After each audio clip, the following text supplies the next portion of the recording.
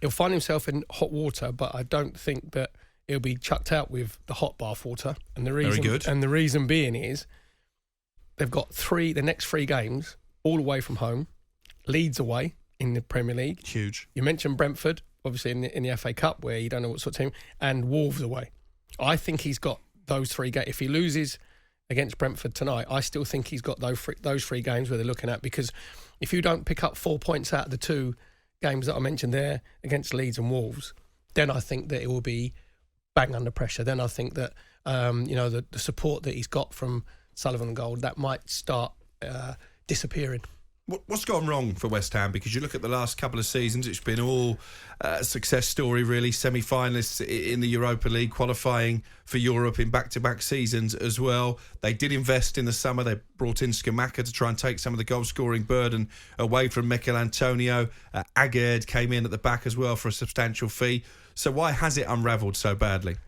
I think at the beginning of the season, I think David Moyes was reluctant, wasn't he, to introduce these players. A set way of playing, sort of like strong, physical, counter-attacking football. And you mentioned players there, Scamacca and especially Paquetá. He's a player who likes to get on the ball. He's a 10, isn't he? He likes to be the playmaker. And if you look at Soufal, I saw at the Emirates on Boxing Day, and Souček, they're 2 players that came in and really added to West Ham. I think both of those look like they're running in quicksand at the moment, when they've not got that physical capacity.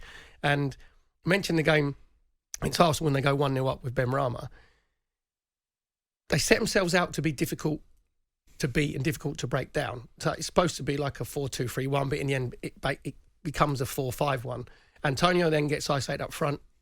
On the right-hand side, Jarrod Bowen was having an excellent first half. And you think, right, just keep giving the ball to Jarrod Bowen. Benrahma was looking quite lively. Arsenal started the second half really well, and West Ham just went completely passive.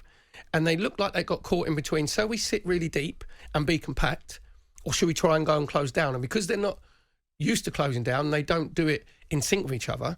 There were so many gaps and so many holes, especially in the midfield. You know what's going to happen when you play Arsenal? It's not a secret now, Crook, is it, when you play Arsenal in their rotation in the midfield areas? It's not a secret where Thomas Partey is the one who's a little bit deeper.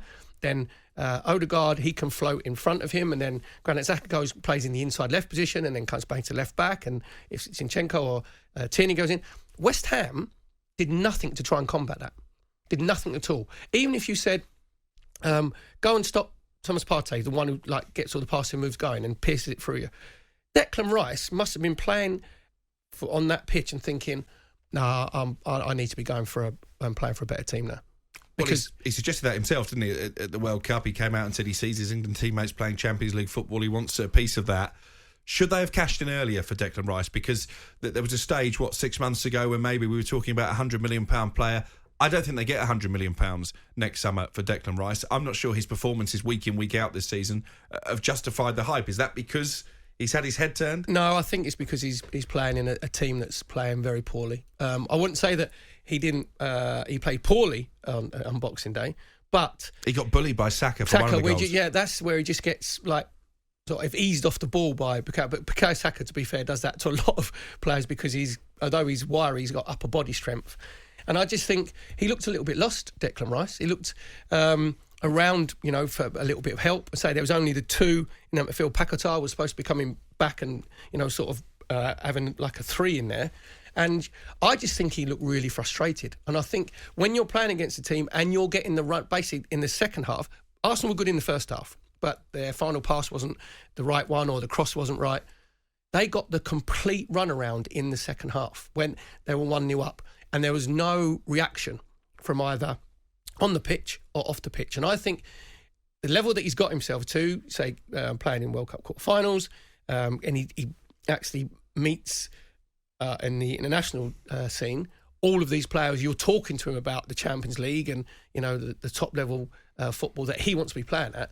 He won't be at West Ham at the end of the season. Absolutely no chance. It's always good to get a fan's perspective because obviously we're watching from the outside looking in. Lewis, the West Ham fan, has texted 81089. He says our struggles are simple. We've lost momentum after a big build-up last season. Some managers come back from this, but most don't. West Ham need a new manager with a new style. Bielsa, he says, to get things going again. Centre-back injuries have not helped them. I mean, they have had injuries. I mentioned Aguerd.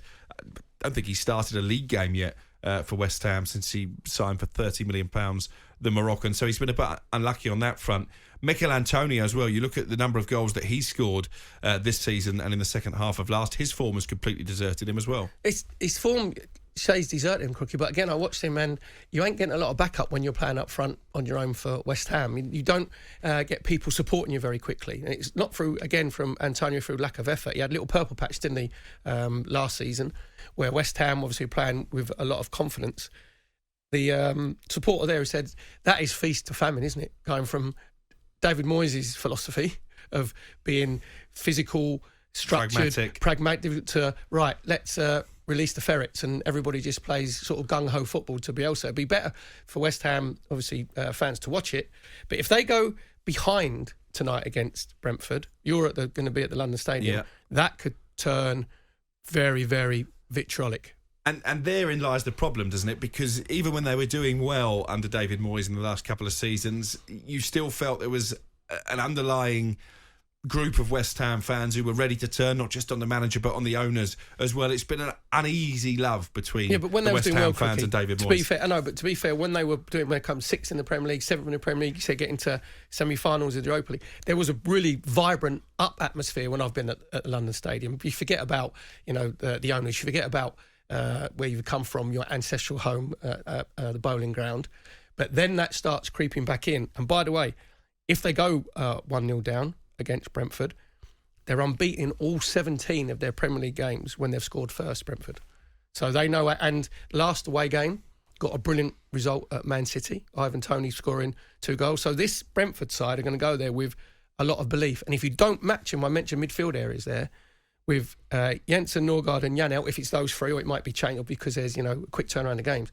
If you don't match those three and you get overrun, then Toney and Mbeumo up front, they will cause you plenty of problems. So it's going to be a really, really tense, interesting game, I think, when you're there tonight. Yeah, it's going to be a fascinating night on talkSPORT 2. It's a 7:45 kick-off. The former West Ham striker David Connolly will be alongside me, Alex Crook. Very quickly, Perry, on West Ham, you said you didn't see Leicester as a team that should be worried about relegation. Do you see West Ham as one? No. And I think there's going to be 3. Lucky for them, there'll be 3 worse teams. And as I say, they need a win to quadruple down. But with those 2 away games against Leeds and Wolves coming up, then ask me a question after that. If I only picked up 1 point, then I might change my mind.